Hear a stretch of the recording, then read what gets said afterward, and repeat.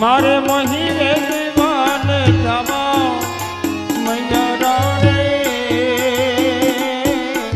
તો ફૂલ ગમના મારે મહીને જીવન જવા મૈયા રે એ મને તો ફૂલ ગમના અમે મૈયા રે એ મને તો ફૂલ ગમના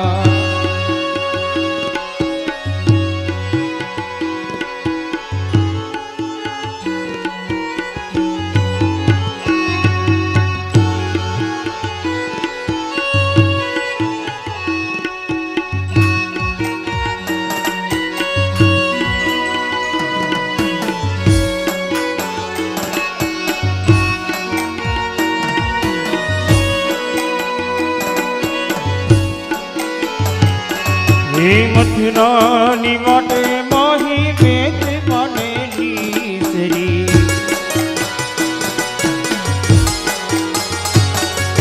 નટખટ એ નંદ કિશોર નદી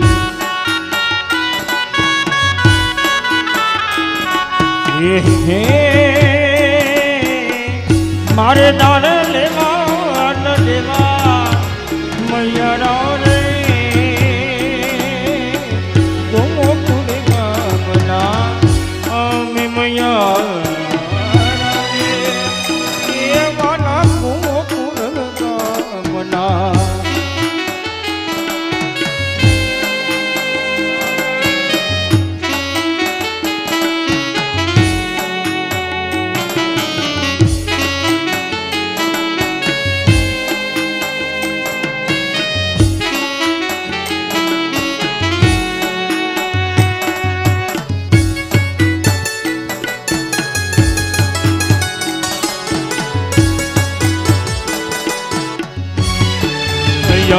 મોરી રે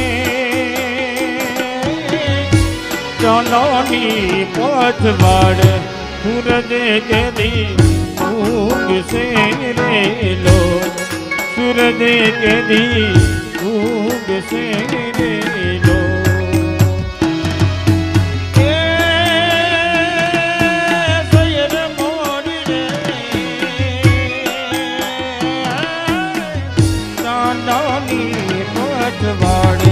सूरज के दी खूब से रे लो सूरज के दी खूब से रे लो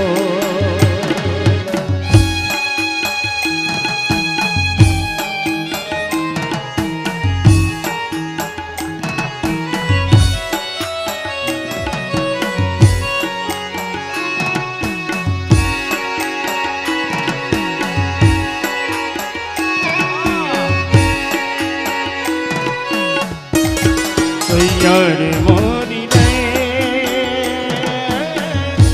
ઉતારનો કરનારો જાદવ રાજ ક્યારે આવે રે લો જાદવ રાજ ક્યારે આવે રે લો સૈયર મોરી રે ઉતારનો કરનારો જાદવ રાજ ક્યારે આવે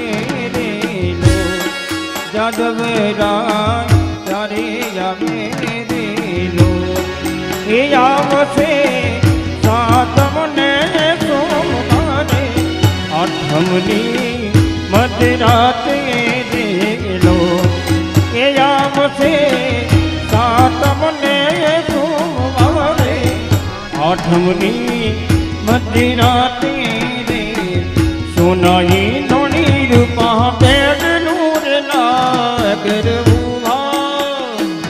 नगर सिया सोना नोनी रूपा बेड नगर नगर सिया पानी लाग गई जड़ाव रे नगर नगर सिया पानी लगी थी जड़ावरे नगर मुमा नगर सिया કાળી ધોળી રૂપા મેળ નાગર ઉમા યો નગર રસિયા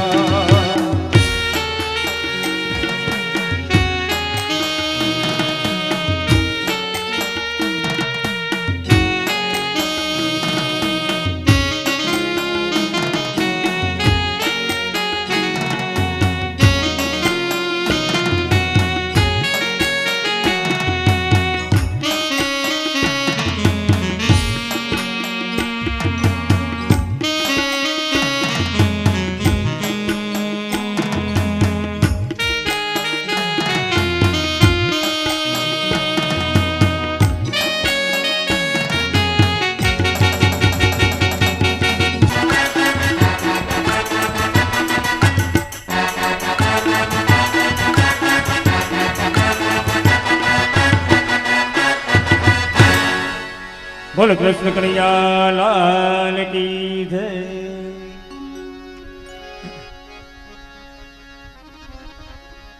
તો ગંગાના કિનારા ઉપર આજે પરીક્ષિત મહારાજ અને સુખદેવજીની મુલાકાત થઈ. સુખદેવજીએ કહ્યું છે પરીક્ષિતને કે હે પરીક્ષિત, બેસ મારી સામે. તારી પાસે તો 7 દિવસનો સમય છે ને. પૂર્વકાલીન સમયમાં ખટવાંગ રાજા પાસે માત્ર 2 ઘડીનો સમય હતો. મુક્તિ મળી ગઈ તો હું સુખદેવ તને વચન આપું. પરીક્ષિત મહારાજ આસન લગાવીને બેઠા. એમના સામે સુખદેવજી મહારાજ. સુખદેવજીએ પરીક્ષિતના મસ્તક ઉપર હાથ મૂકી આશ્વાસન આપ્યું છે, નિયમો આપ્યા છે. ભગવાનની પ્રાપ્તિ કરવી, કથા સાંભળવી છે. તો હે પરીક્ષિત, જીતાસન ચિત શ્વાસો ચિત સંગમ જીતેન્દ્રિય સ્થૂલે ભગવતો રૂપે મનઃ સંધારયેધિયા. ચિતાસનો. પરીક્ષિત, ભગવાનની કથા સાંભળવી તો પહેલા આસન ઉપર સિદ્ધિ મેળવવી પડે. એક આસન કરી અને મારી સામે બેસી જા.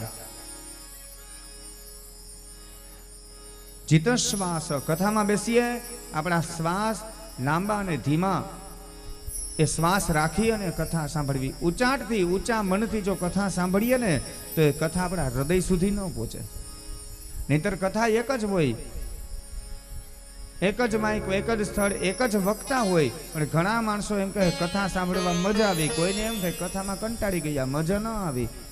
તો કારણ શું? અમુકને મજા આવે છે, અમુકને નથી આવતી. એનું કારણ કે જેમને મજા આવી એનો અર્થ એમ થયો કે લાંબા શ્વાસથી, એકાગ્ર મનથી, મનને હેઠું રાખી શાંતિથી ભગવાનની કથા સાંભળી છે.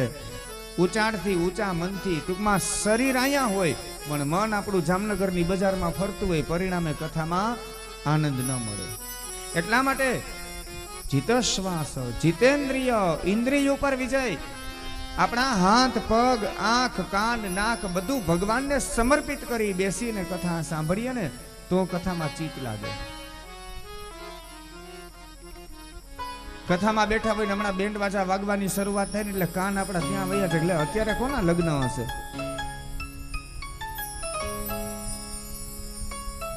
બેઠા હોય આપણે કથાની અંદર, રસોડામાંથી હમણાં સરસ મજાનો કઈ દાળનો શાકનો વઘાર આવે એટલે મોઢામાં પાણી આવી જાય. હા, બપોરનો ટાઈમ થયો, ભૂખ લાગી છે, 12:05 થઈ છે, હમણાં મહારાજ કથા પૂરી કરે તો હવે કઈક આ સુગંધ આવી સારી, એવું થાય.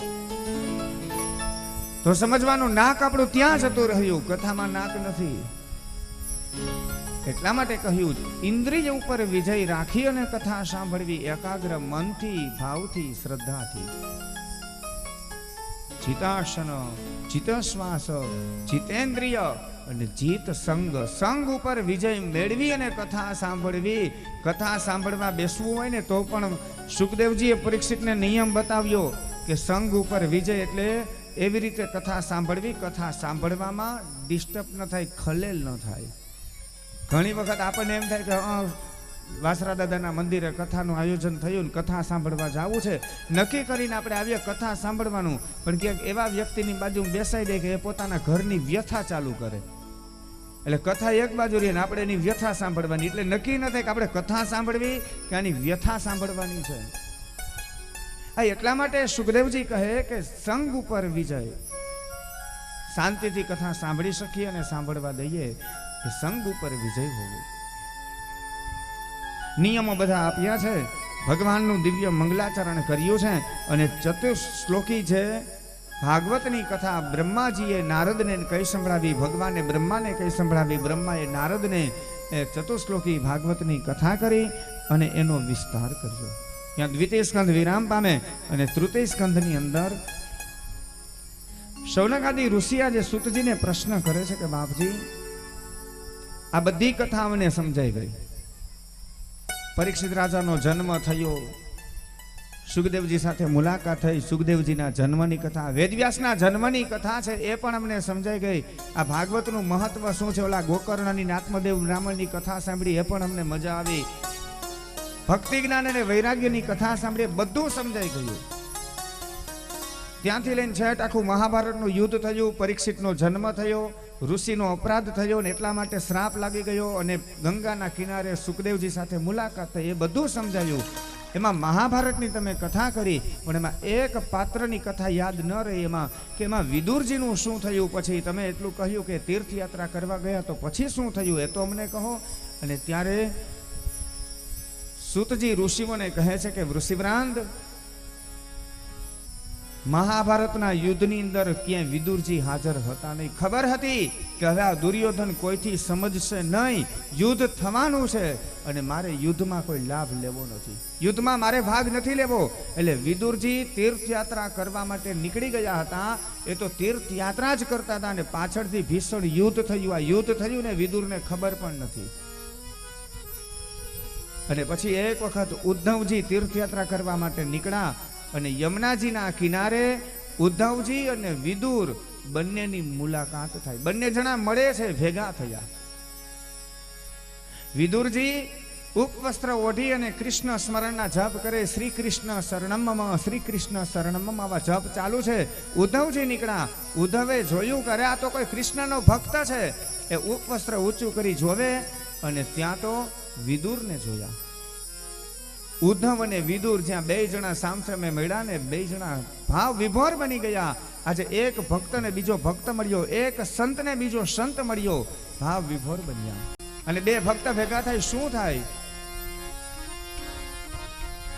4 મિલે 64 કિલે 20 રહે કર જોડ, સંત જન સે સંત મિલે ખીલે 7 કરોડ, ભક્ત જન સે ભક્ત મિલે ખીલે 7 કરોડ. બે ભક્ત ભેગા થાય ને બેના રૂવાડા ઉભા થઈ જાય.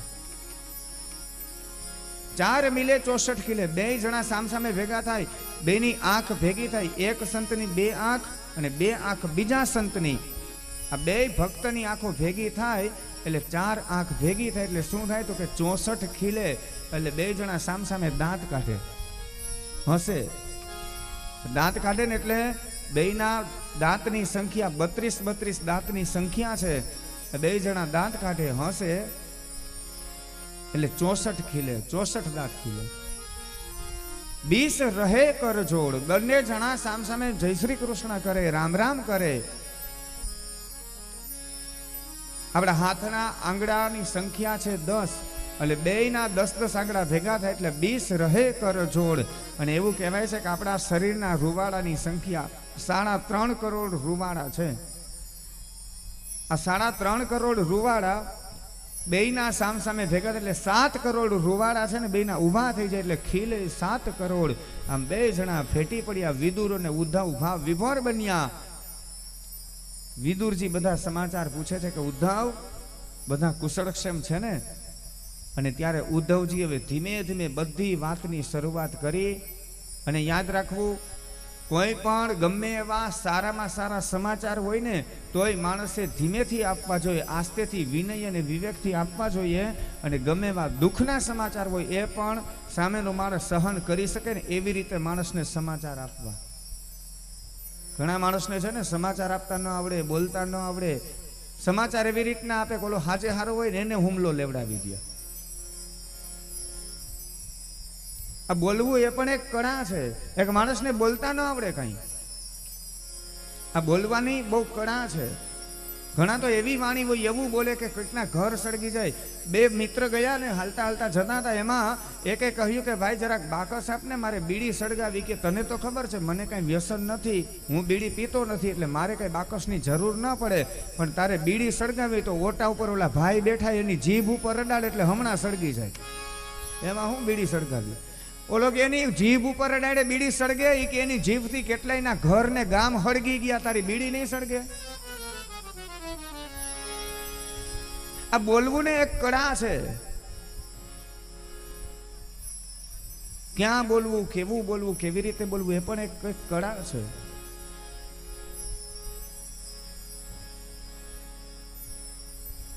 મોઢામાંથી નીકળતો શબ્દ એ બ્રહ્મનું સ્વરૂપ છે. એટલે કહેવત છે ગુજરાતીમાં કે જે બોલે ને એના બોર વેચાય. એટલે બોલવું જોઈએ, પણ બોલવાની પણ મર્યાદા. પાછું ક્યાં બોલવું ને કેવું બોલવું ને એ ખબર હોવી જોઈએ. નહીતર અહીંયા બીજી કહેવત યાદ રાખવી, ન બોલવામાં 9 ગુણ. હા, ઘણા આપણે એમ કેમ કે બોલે એના બોર વેચાય, તો ઘણા એમ કે મારા દી તો ન બોલે એમાં 9 ગુણ કહેવાય ને. વાત સાચી, પણ જ્યાં જરૂરિયાત હોય અહીંયા બોલવું જોઈએ.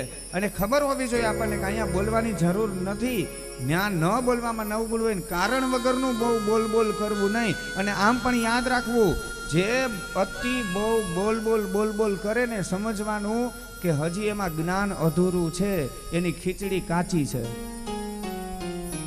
આ અત્યારના જમાનામાં તો હવે કુકર આવી ગયા એટલે ખબર નહીં કોઈ બહેનોને, આમાં મોટી ઉંમરના બહેનો બેઠા હશે ને એને ખ્યાલ હશે, ચૂલા ઉપર જેણે રસોઈ બનાવી હોય ને, ખીચડી ચૂલા ઉપર ચડાવે, એ ખીચડીને ચૂલા ઉપર ચડાવે ને એમાં ખીચડી મૂકે ને પાણી મૂકે, અને પછી એ બહેનોને ખબર કેમ પડે કે આ ખીચડી પાકી ગઈ?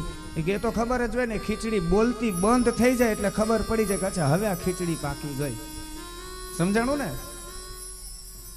એટલે કે જ્યાં સુધી બહુ બોલ બોલ કરતી હોય ત્યાં સુધી ખીચડી કાચી છે. ખીચડી પાકી જાય ખબર કેમ પડે? બોલતી બંધ થાય. એટલે બહુ બોલ બોલ કરે એટલે સમજવાનું ખીચડી હજી કાચી છે. એક કથાની અંદર મેં વળી આવું કહ્યું કે બહુ બોલ બોલ કરે ને એની ખીચડી કાચી હોય, એટલે વળી પાછા એક બેન આમ બહુ જાણીતા ને ભાવ બહુ મારી ઉપર કે મહારાજ કે સૌથી વધારે તમે બહુ બોલો કા? સવારે કે 9:30 ના આવીને વ્યાસપીઠે બેસી જાવ, કેટલું બોલ બોલ બોલ બોલ કરો, 12:30 વાગ્યા સુધી, પાછા 3:30 થી બેસી ગયા હોય તો છેટ 6:30 સુધી. વાતે સાચી, આ બધા કરતા બોલવાનું અમાર વધી જાય. એટલે એમ કે તમારી ખીચડી સાવ કાચી છે. પણ મેં બેનને કીધું કાંઈ વાંધો નહીં બેન, અમારી ખીચડી કાચી છે એમાં ના નહીં, પણ અમે ચૂલે ચડી ગયા છીએ. ચૂલે ચડ્યા તો એકવાર પાક છે, તમે ચૂલે તો ચડો. ચૂલે ચડવું પડે, ચૂલે ચડીને ત્યારે ખીચડી પાકે.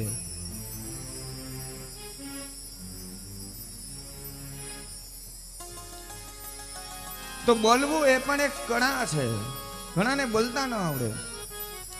ભાઈ બીમાર થયા, એટેક આવી ગયો ને એટલે બધા ભાઈબંધ દોસ્તાર ખબર પૂછવા જવાના હતા. જીજી હોસ્પિટલની અંદર આપણો મિત્ર છે, દવાખાનાની અંદર દાખલ થયો છે, તો હાલ ને ખબર કાઢી આવી. બધા ભાઈબંધ થયા તૈયાર. એમાં એક સેજ જરાક બોલતા કંઈ આવડે નહીં, એક એક મારે ખબર કાઢવા આવવું છે. ઓલા બધા વિચારે કે આને બોલવાની ભાન નથી, આને લઈ જવા જેવો નથી.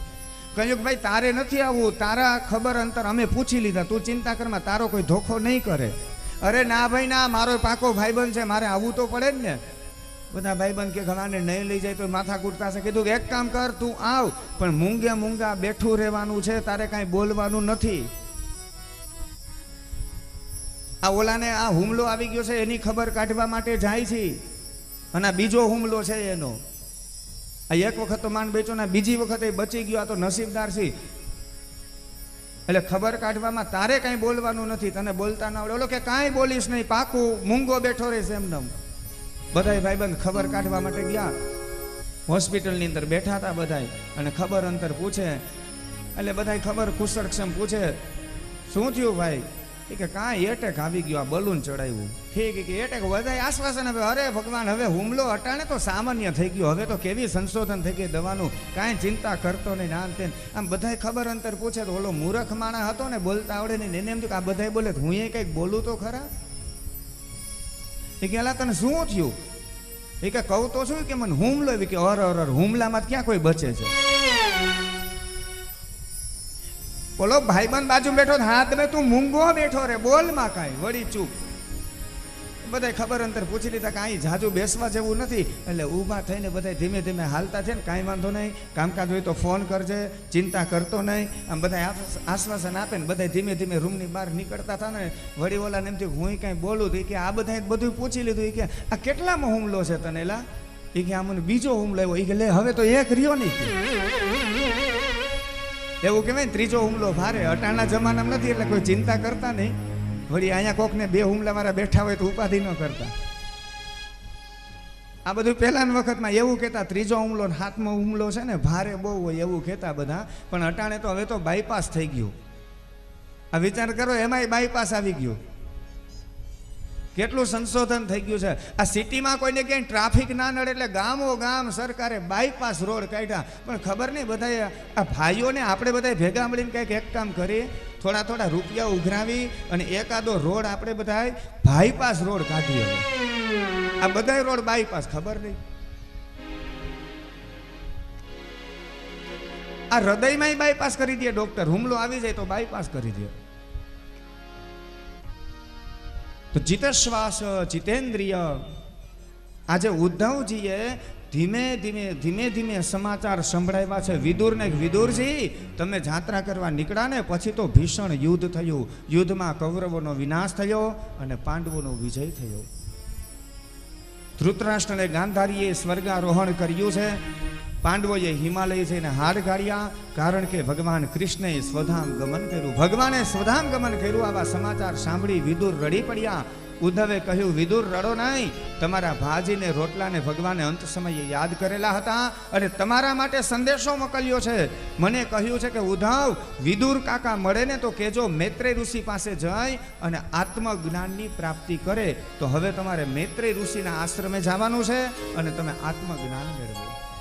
અને વિદુરજી ત્યાંથી મૈત્રેય ઋષિ પાસે જાય છે, મૈત્રેય ઋષિ પાસે જઈ અને આત્મજ્ઞાનની પ્રાપ્તિ કરે છે. અને મૈત્રેય ઋષિએ વિદુરનું અભિમાન પેલા ઓગળી જાય, જીવને અભિમાન ન આવે ને એટલા માટે આખી સૃષ્ટિનું વર્ણન કર્યું. ભગવાને આ સૃષ્ટિની ઉત્પત્તિ કેમ કરીને કે ભગવાન પરમાત્મા વિરાટ સ્વરૂપે હતા, એના શરીરમાંથી ને જલ પ્રગટ થયું, ભગવાનના શરીરમાંથી ને, અને જલની અંદર જ ભગવાને વાસ કર્યો. નર નામ પાણી અને અયન એટલે વાસ, એટલે ભગવાનનું નામ થયું નારાયણ. અને ભગવાનને એમ થયું હું એક છું, એમાંથી મારે અનેક થવું છે. એની નાભીમાંથી એક કમળ ઉત્પન્ન થયું, એ કમળમાં એક પુરુષને પ્રગટ કર્યા અને આ પુરુષે ચારેય બાજુ દ્રષ્ટિ કરી, વિચારે છે મને ઉત્પન્ન કોણે કર્યો ને શા માટે કર્યો. એમાં એને 4 મુખ થયા, 4 વર્ણ, 4 ધર્મ, 4 આશ્રમો, આવી બધી ઉત્પત્તિઓ થાય છે. કમળની દાંડલીની અંદર ગયા, પાછા બહાર આવ્યા, કોઈ વસ્તુ મળી નહીં. કમળના ફૂલ ઉપર એ પુરુષ બેસે છે અને ત્યારે કમળના ફૂલમાંથી સમુદ્રમાં પાણીના ટીપા પડ્યા અને એમાં અવાજ આવ્યો, ટપ ટપ ટપ એવો અવાજ થયો. પેલા પુરુષને એમ થયું મને કોઈ તપ કરવાનો સંકેત આપે છે, અને એટલા માટે હજારો વર્ષ સુધી એ પુરુષે તપ કર્યું. ભગવાન નારાયણ પ્રસન્ન થયા, કહ્યું માગો હું શું આપું. પેલા પુરુષે કહ્યું પ્રભુ મારું નામ શું અને મારું કામ શું છે એ મને કહો. ભગવાને કહ્યું તમારું નામ છે બ્રહ્મા અને તમારું કામ છે તમારે સૃષ્ટિનું સર્જન કરવાનું. પ્રભુ આમાં ફરતી બાજુ જલ પાણી છે, સૃષ્ટિનું સર્જન કેમ કરવું. ભગવાને કહ્યું તમે તમારું કામ ચાલુ રાખો, મદદની જરૂર પડે ત્યારે તમે મને યાદ કરજો, કોઈને કોઈ સ્વરૂપે આવીને હું તમારી મદદ કરીશ. અને કમળના સહસ્રદલ 1000 પાકડીવાળા કમળ ઉપર એ બ્રહ્માજી સૃષ્ટિનું સર્જન કરે છે. પ્રાકૃત સૃષ્ટિની ઉત્પત્તિ કરી, એમાં મહતત્વની ઉત્પત્તિ કરી. મુખ્ય 2 પ્રકાર, પ્રાકૃત અને વૈકૃત સૃષ્ટિની ઉત્પત્તિ થઈ. અને પ્રાકૃત સૃષ્ટિની અંદર મહતત્વ, એમાંથી ને અહંકાર ઉત્પન્ન થયો, એમાંથી 5 તન માત્રા ઉત્પન્ન થઈ, એમાં ઇન્દ્રિયો કે 5 જ્ઞાનેન્દ્રિય અને 5 કર્મેન્દ્રિય ઉત્પન્ન થયા, અને મનની ઉત્પત્તિ થઈ. એમની સાથે અવિદ્યાની ઉત્પત્તિ થઈ. અને વૈકૃત સૃષ્ટિની અંદર સ્થાવર સૃષ્ટિની ઉત્પત્તિ થઈ, અનેક વનસ્પતિ ઉત્પન્ન થઈ, પશુ પક્ષી આ બધા જીવોની ઉત્પત્તિ થવા લાગી.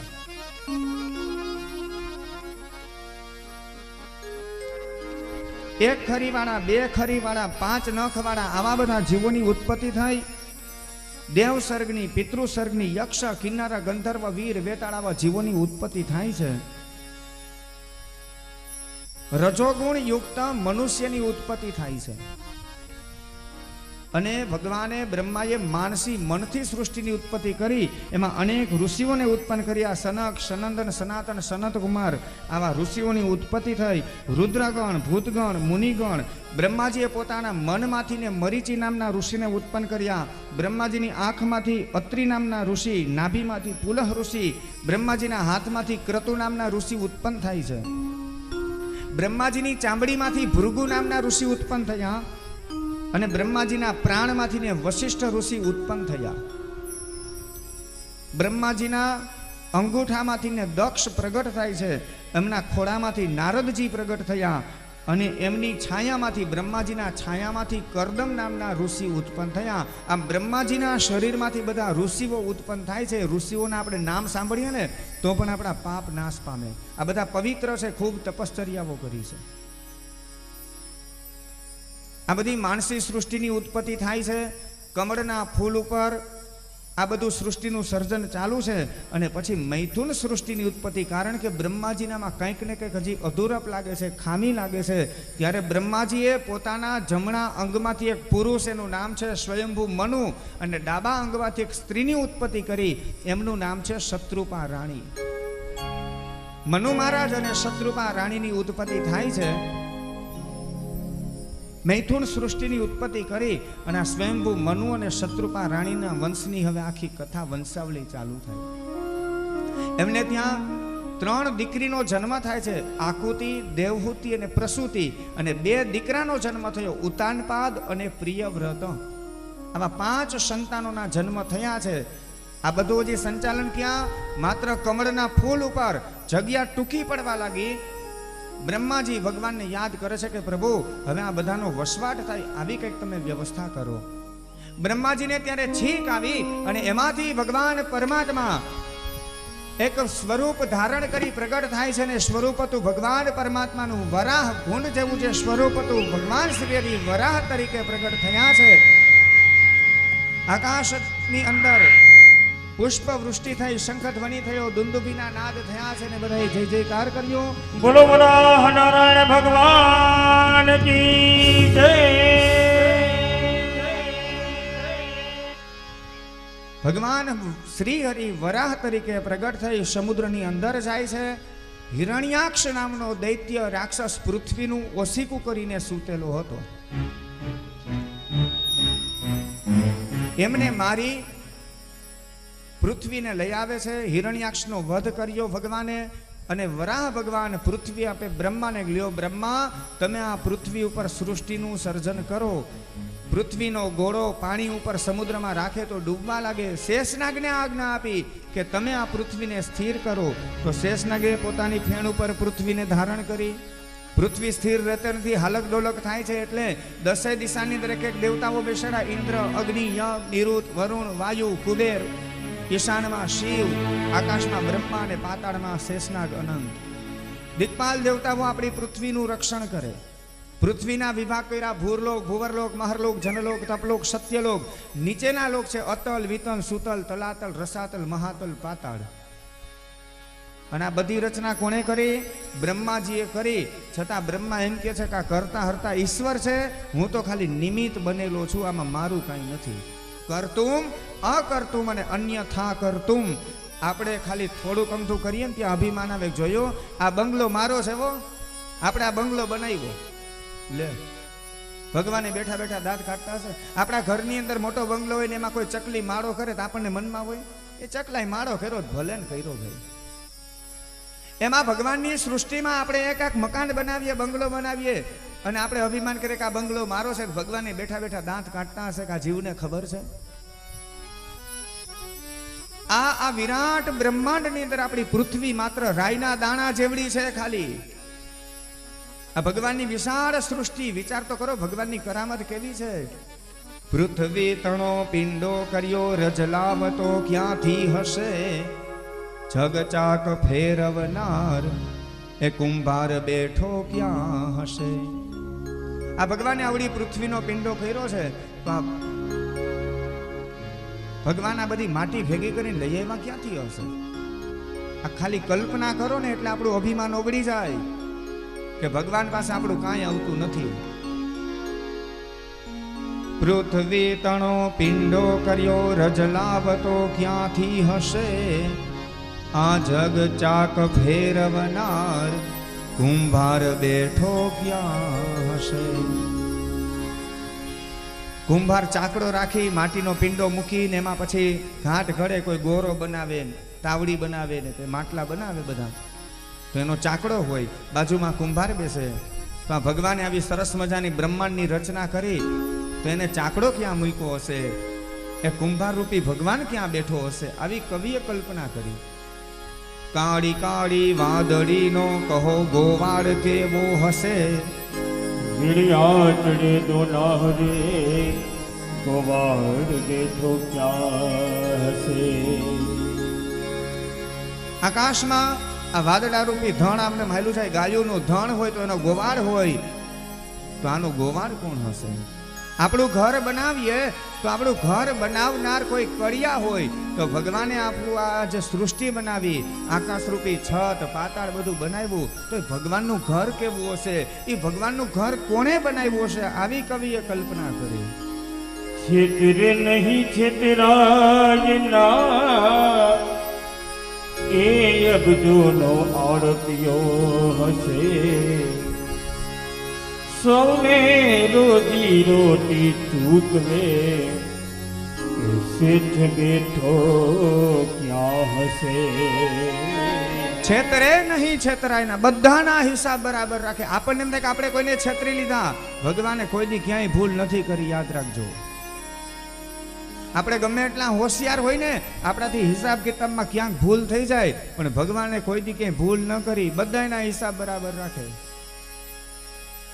જામનગરમાં માજી ખરીદી કરવા માટે ગયા, હટાણું ખરીદી બધી કરી અને પાછા લાખા બાવળ આવતા હતા. હાલીને ગામોતરું કરવાનું, પેલા વાહન એટલા હતા નહીં. કદાચ આજ માજી છે આગળ બેઠા છે એટલે મને એમ છે, હોય તો ના નહીં. એટલે ખરીદી કરી લીધી બધી. ત્યાં ખબર નહીં ક્યાં ગયા હોય. હવે સુપર માર્કેટમાં ગયા હતા, બધું ખરીદી કરી. કદાચ સોની બજાર ઓલી ચાંદી બજારમાં ગયા હોય, પોટલું બધું તૈયાર કરી, થોડાક દાગીના રૂપિયા હતા ને માથે મૂકીને પાછા આવે લાખાબાવડ બાજુ. ધીમે ધીમે હાલતા થયા. ઉનાળો તડકો બહુ હતો, માજી થાકી ગયા. અને માં બરાબર એક ઘોડે સવાર માણસ બાજુમાંથી નીકળો. માજીને થયું કે લે આ ભગવાને જો આ ઘોડાવાળાને મોકલો. કીધું કે ભાઈ લા ઊભો રહે. ઓલો ભાઈ ઊભો રહ્યો. એ માજીએ કીધું કે દીકરા, અહીંયા જો આગળ જ હમણાં ગામ આવશે ને, ગામના પાદરમાં આ પોટલું જરાક મૂકી દે છે. ઉનાળો છે, થાકી ગઈ છું, વજન છે, એટલે આ પોટલું મૂકી દે. હમણાં હું અહીંયા પહોંચી દઈશ ને પોટલું લઈ લઈશ. અને ઘોડે સવારનો મગજ ગયો, એ કે કાંઈ તમારો નોકર છું? આ ઘોડો કાંઈ તમારા માટે નથી રાખેલો. એ માજીને જવાબ ન દીધો ને ઘોડાની લગામ ખેંચીને થયો ચાલતો. આમ થોડેક સુધી આગળ ગયો, મને એમ છે ટોલ નાકા સુધી પહોંચ્યો હશે. ઓલા ઘોડાવાળાને વિચાર આવ્યો કે આ માજી મને ક્યાં ઓળખે છે? એ પોટલું એના ગામના પાદરમાં ન મૂકું, લઈને વયો જાઉં તો એ મને ક્યાં ગોતવા આવવાના છે? કાંઈક એમાં કાંઈક તો રૂપિયા ને કાંઈક વસ્તુ હશે. હજી મોડું નથી થયું, લાવને પાછો વળું. એટલે ઘોડો વાયડો પાછો આવે માજી પાસે. અને આ બાજુ ડોશીમાં વિચાર કરે, કરે ભગવાન, આ તો સારું થયું છે ને કે ઓલો લઈને ગયો નહીં. હું નથી ઓળખતી પારખતી, આ પોટલું મેં એને દઈ દીધું હોત અને અહીંયા ગામના પાદરમાં મૂકત નહીં ને લઈને ક્યાંક વયો જાત, એને ગોતવા જાત ક્યાં?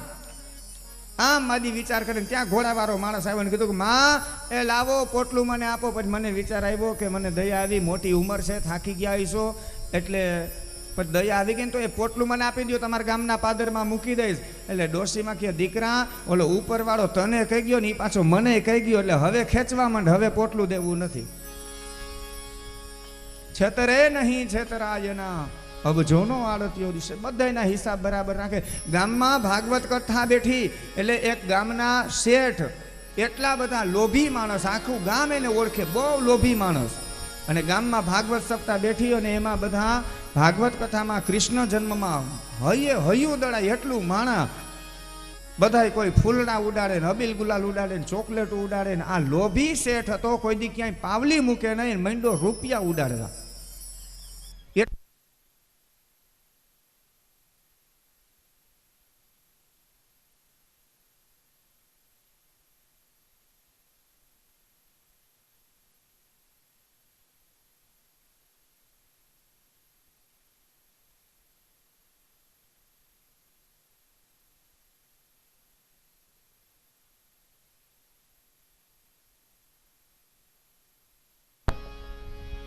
આ કેટલો લોભિયો હશે એની વાત કરી તો લાઈટું વહી જાય. વિચાર તો કરો. હવે આવો લોભી શેઠ સપ્તાહમાં પૈસા ઉડાડે. ગામના માણા વિચારે કે હારો કે પાવલી મૂકે નહીં. આજે આને ગજબ કહેવાય. આની કથા કંઈક આને જ્ઞાન લાગી ગયું છે. રૂપિયા માંડો ઉડાડવા અને લગભગ 2-5 હજાર રૂપિયા ઉડાડી દીધા કૃષ્ણ જન્મમાં. આખા ગામમાં વાત ઉડી ગઈ. આ તો ગજબ કહેવાય. આપણા નગર શેઠ લોભિયા માણસને રૂપિયા ઉડાડ્યા નંદભૈયાની અંદર. નગર શેઠ ઘરે પહોંચે ને એ પહેલા તો વાત શેઠાણી સુધી પહોંચી ગઈ. હવે જેવા શેઠ એવા જ શેઠાણી. એનું માથું ભાંગી એટલા લોભિયા.